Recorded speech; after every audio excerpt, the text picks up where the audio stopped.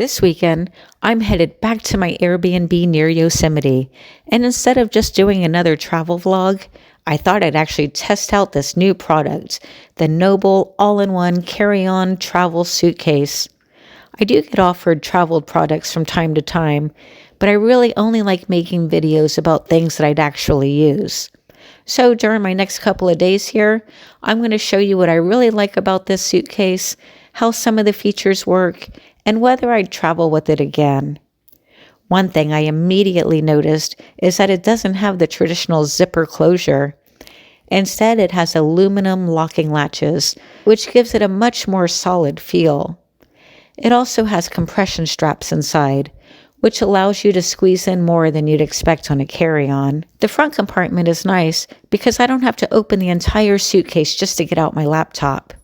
If you're anything like me, I always end up forgetting how to reset suitcase locks. So I'll show you. For the front compartment here, there's a tiny reset button that you press with something like a pen before choosing your new combination. The main lock is even easier. Open the latch, slide this little lever inside, set your combination, then slide it back. A lot of my travel isn't through airports.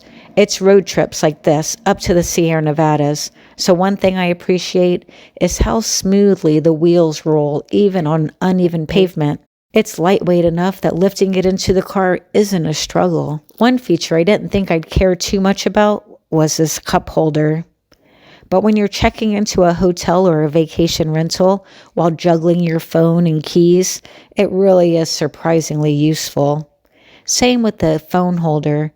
It's one of those little conveniences that you will end up using from time to time. It also has a built-in GPS tracking, which gives a little extra peace of mind if you're flying. Nothing's perfect. If I had one suggestion, I'd probably like just a little more interior organization, but overall, I'm very impressed. The aluminum frame feels much sturdier than the soft-sided luggage I've been using over the years. Overall, I'd definitely take this with me again, especially on longer trips.